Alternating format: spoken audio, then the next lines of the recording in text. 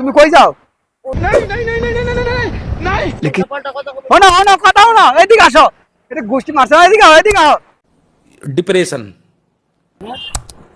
এদিক দিয়ে পুরো আগুন টাগুন দিয়ে 300 ফিট পুরো জ্বালা দিতে আসে। কি করো?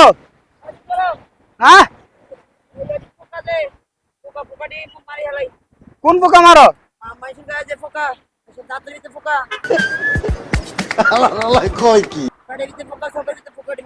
আপনার বুদ্ধি ভালো। আরে শোনো, এই তুমি কই যাও? কথা না, এদিকে আসো। এটা গোষ্ঠী মারছে না, এদিকে এদিকে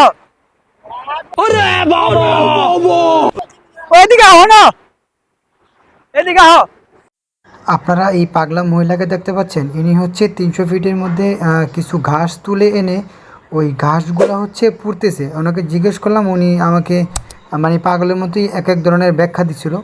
পরে আমি ওনার সাথে কথা বলার চেষ্টা করলাম যে উনি আসলে পরিচয় কী, ওনার নাম কি, বা উনি কী করে আসলে ওগুলা জানার জন্য। কিন্তু উনি কোনোভাবেই আমার পাশে আসছিল না, তাই ওনার পরিচয়টা জানি না। ওনার যদি পরিচয়টা জানতে পারতাম তাহলে আসলে আমি আপনাদেরকে সঠিকভাবে ওনার পরিচয়টা জানাতে পারতাম। কিন্তু এরকম অনেক মানুষ আছে যে ঘরবাড়ি ছেড়ে চলে আসে বা ভারসাম্য হারা ফেলায়, তাদের ফ্যামিলি খোঁজে কিন্তু তারা পায় না, এরকমও হতে পারে। আসলে যদি আপনারা কেউ এই ভিডিওটা দেখে থাকেন, আপনারা প্রয়োজনে ভিডিওটা শেয়ার করে দিবেন বা এই একটা স্ক্রিনশট নিয়ে এই ভিডিওর ছবিটা আপনারা আপনাদের ফেসবুকে বা যে কোনো ওয়েবসাইটে দিতে পারেন।